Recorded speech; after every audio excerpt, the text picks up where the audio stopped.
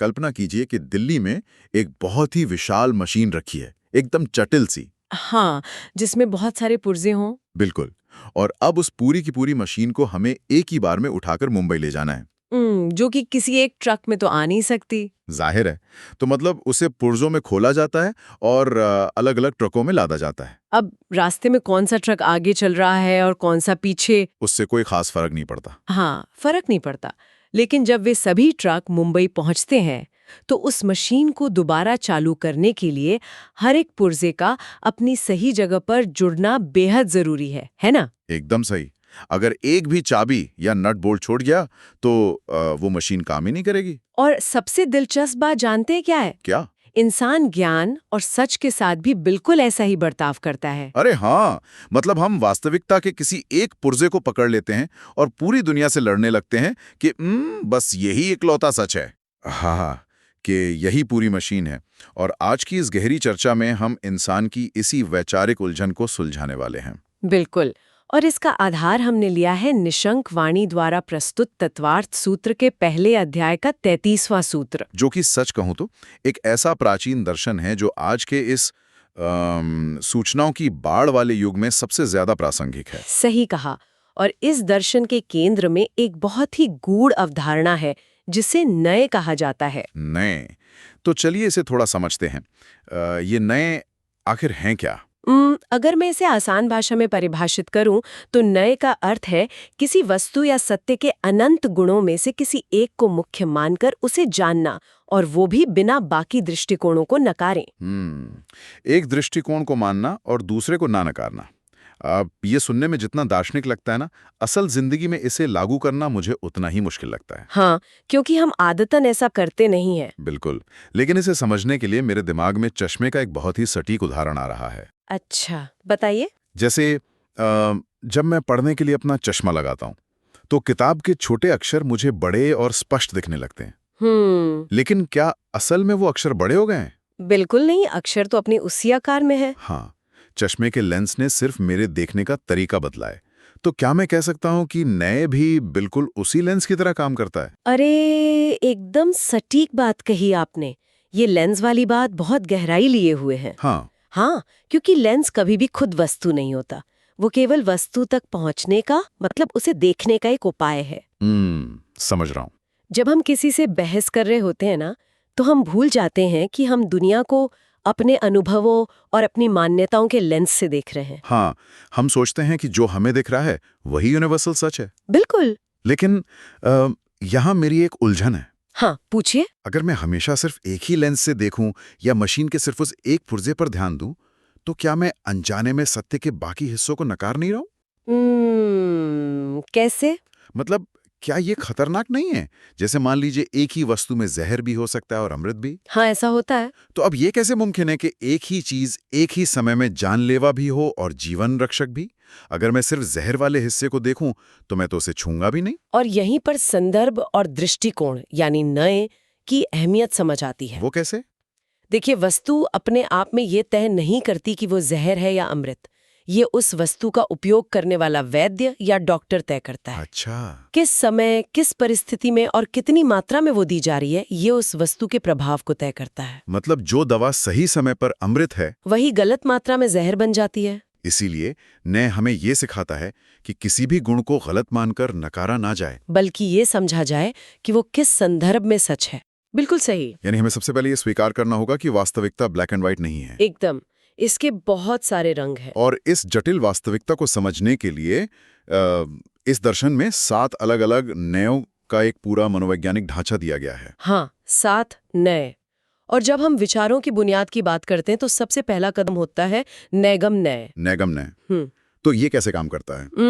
ये पूरी तरह से इंसान के संकल्प या इरादे पर टिका है। इरादे पर? हाँ, जैसे मान लीजिए कोई व्यक्ति सिर पर गेहूं की बोरी लेकर चक्की की तरफ जा रहा है। ठीक है।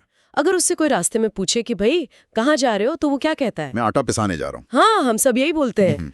जबकि तकनीकी रूप से देखा जाए तो आटा कभी नहीं पिसता। अरे यार, आटा तो पहले से पिसा हुआ होता है, पिसता तो गेहूं है। बिल्कुल। यहाँ बात सच में बहुत दिलचस्प हो जाती है, क्योंकि एक और उदाहरण मुझे याद आ रहा है। कोई व्यक्ति अपने घर के सोफे पर बैठा है, उसने सिर्फ एक ट्रेन की टिकट बुक की है।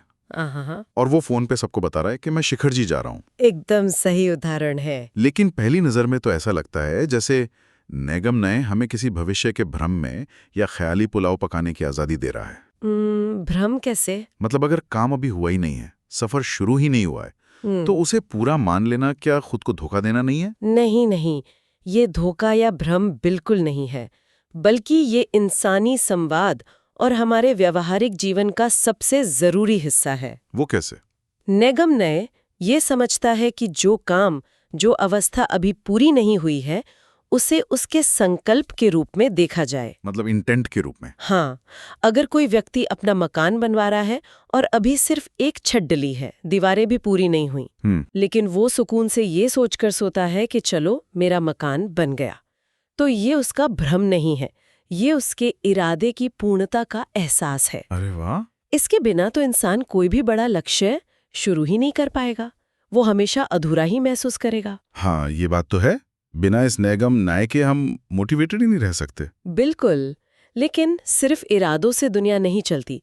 इसके ठीक बाद आता है संग्रह नय। संग्रह ने तो संग्रह यानी चीजों को इकट्ठा करना, हाँ, बिना किसी विरोध के चीजों को एक बड़े समूह में रख देना। मतलब कैटेगराइज करना। सही कहा। देखिए, हमारा दिमाग हर चीज को अलग अलग नहीं समझ सकता, उसे पैटर्न चाहिए होते हैं। संग्रह नय का काम है चीजों को एक व्यापक श्रेणी में बांधना। कोई उदाहरण? जैसे जब हम जीव शब्द का इस्तेमाल करते हैं। जीव यानी जीवन, लाइफ।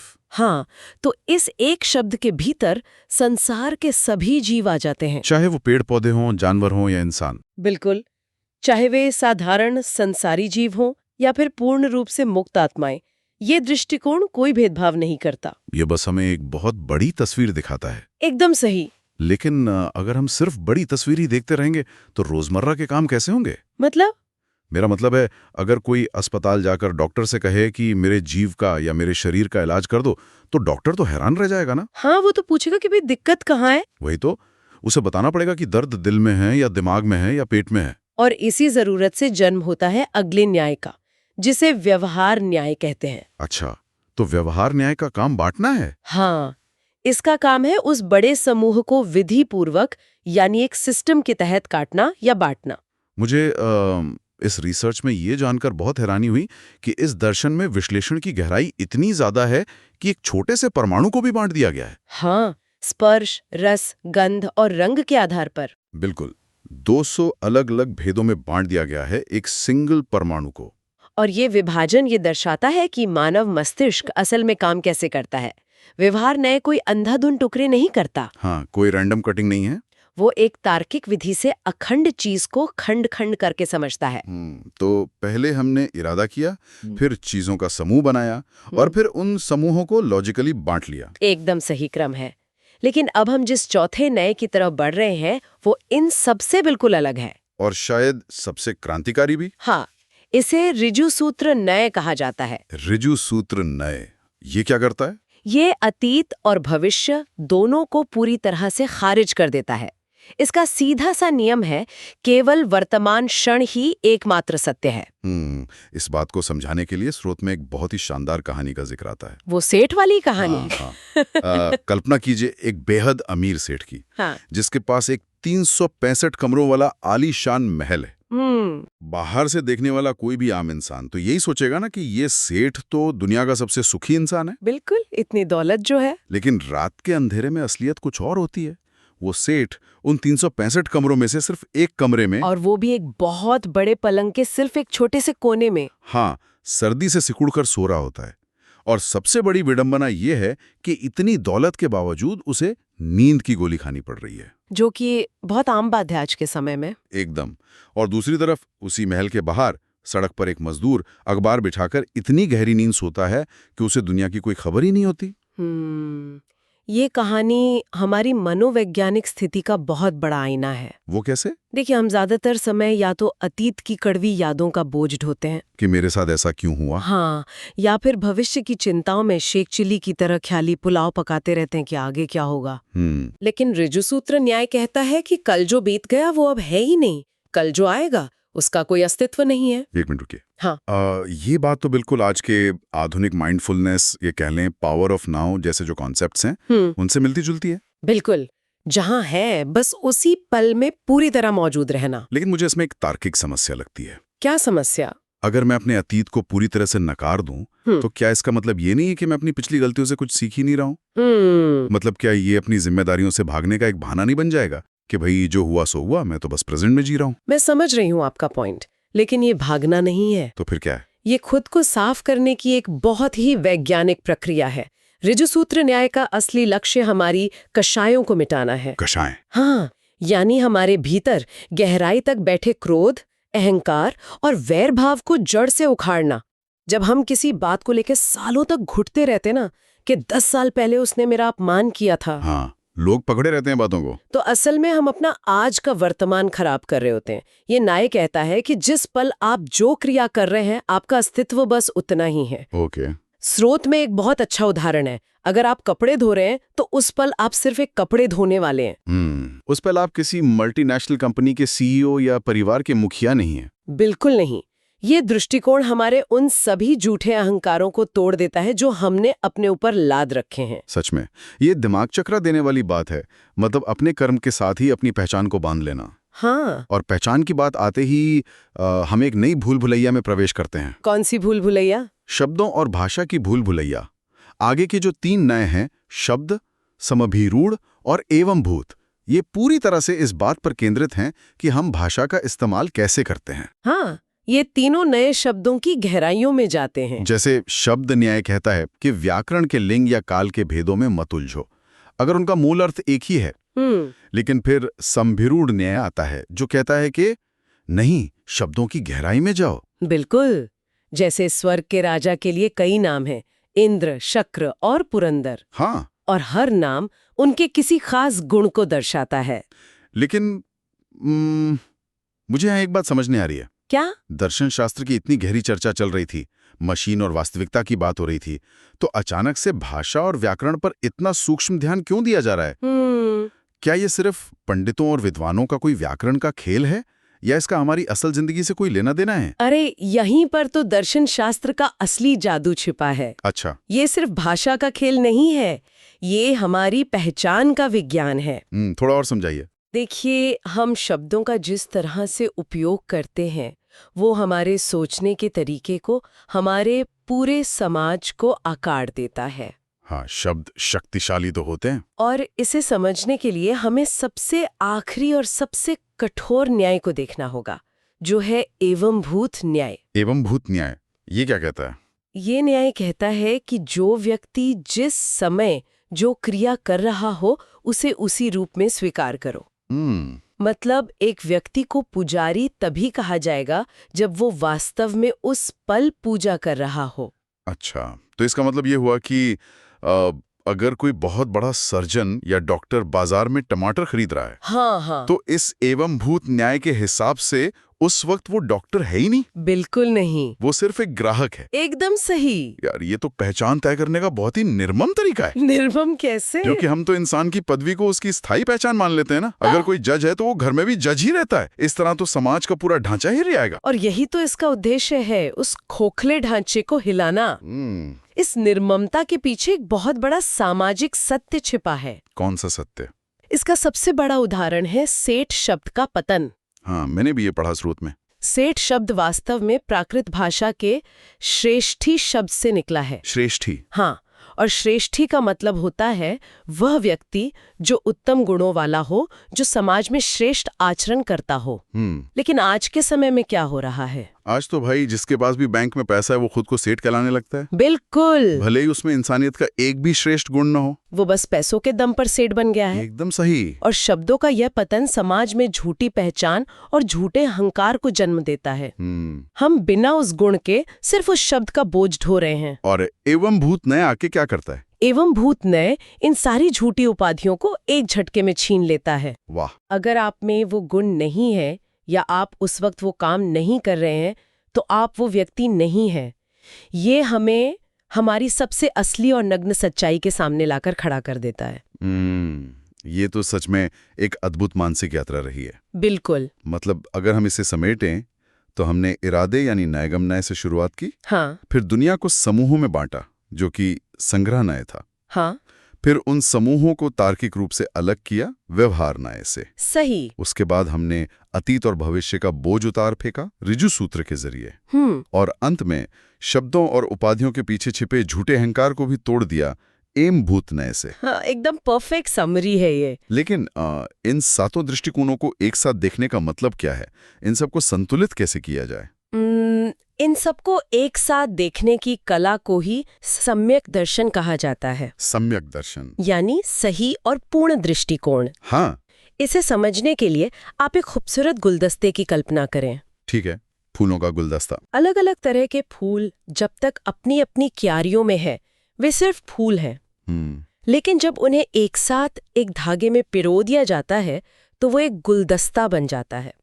जैन दर्शन उस गुलदस्ते की तरह है जो इन सभी सातों नयों को एक साथ रखता है। मतलब सातों दृष्टिकोणों का सम्मान करता है। बिल्कुल। और दूसरी तरफ होते हैं एकांतवादी दर्शन, यानी वो लोग जो केवल एक फूल को पकड़ लेते हैं और दावा करते हैं कि बस यही पूरा बगीचा है। आज के दौर में तो ये जो एकांतवाद है ये बहुत बड़ी समस्या बन गया है। कैसे? अगर हम आज के सोशल मीडिया और उसके एल्गोरिथम्स को देखें तो वो भी तो यही कर रहे हैं ना। हाँ बिल्कुल। वो हमें सिर्फ वही विचार दिखाते हैं जो हमें पसंद हैं। वो हमें वास्तविकता का सिर्फ एक दृष्टिकोण दिखाते हैं और बार बार वही दिखाते हैं। हाँ, और धीरे धीरे हम ये मानने लगते हैं कि यही पूरी दुनिया का सच है। हम एक तरह से इको चेम्बर में कैद हो जाते हैं। ये बहुत ही सटीक तुलना की आपने सोशल मीडिया वाली, है ना? हाँ। जब हम सिर्फ एक धागे को पकड़कर बैठ जाते हैं तो वो धागा हमें कड़ाके की ठंड से नहीं बचा सकता। एक धागा क्या ही करेगा। लेकिन जब बहुत सारे अलग अलग धागे एक खास तरीके से आपस में बुने जाते हैं तो वो एक मजबूत वस्त्र या पट बन जाते हैं जो हमारे शरीर की रक्षा करता है। बिल्कुल। इन सभी दृष्टिकोणों को समझने का अंतिम लक्ष्य सिर्फ कोई बौद्धिक बहस जीतना नहीं है। तो फिर क्या है? इसका लक्ष्य हमारे भीतर एक ठहराव, एक पूर्ण सत्य का दर्शन लाना है। तो अगर हम इस पूरी वैचारिक यात्रा का निष्कर्ष निकालें तो तस्वीर एकदम साफ हो जाती है। हाँ। हमारे घरों में, समाज में या दुनिया के स्तर पर जितने भी मतभेद और झगड़े हैं वो इसलिए नहीं है कि सामने वाला पूरी तरह से गलत है। तो क्यों है? वो झगड़े इसलिए हैं क्योंकि हर इंसान ने वास्तविकता का एक अलग चश्मा पहना हुआ है। एकदम सही। पूरी मशीन कैसे काम करती है ये समझे बिना हम सिर्फ अपने हाथ में आए एक पुर्जे को लेकर युद्ध कर रहे हैं। अरे एकदम सच। और जब हम ये समझ जाते हैं कि सामने वाला व्यक्ति किस न्याय से, किस संदर्भ से बात कर रहा है, तो क्या होता है? तो हमारे भीतर का विरोध अपने आप शांत हो जाता है। हम उसकी बात से असहमत हो सकते हैं लेकिन हम ये समझ जाते हैं कि उसके चश्मे से वो बात पूरी तरह तार्किक है। ये एक ऐसा विचार है जो सचमुच हमारे सोचने के तरीके को पूरी तरह से रीसेट कर सकता है। बिल्कुल कर सकता है। आज हमने देखा कि हमारी हर एक पहचान, चाहे वो हमारा पेशा हो, हमारे अतीत की यादें हों या समाज में हमारा रुतबा हो, वो सब सिर्फ किसी एक दृष्टिकोण, किसी एक न्याय का हिस्सा है। वे पूर्ण सत्य नहीं हैं। एकदम सही बात है। अब इस गहरे विश्लेषण को समाप्त करते हुए एक विचारणीय प्रश्न पीछे छूट जाता है। कैसा प्रश्न? मैं सोच रहा था कि अगर हम समाज की दी हुई उपाधियों, अतीत और भविष्य के समय और भाषा के इन सभी चश्मों को थोड़ी देर के लिए उतार कर एक किनारे रख दें, तो हमारे भीतर वो कौन सा मूल अस्तित्व बचता है जो इन सब नजरियों से पूरी तरह आजाद है? बहुत गहरा सवाल है। क्या हमारी असली आजादी और असली शांति खुद को किसी भी एक परिभाषा में ना बांधने में ही छिपी है? शायद यही वो अंतिम सच है जिसकी खोज का सफर हमें खुद तय करना है।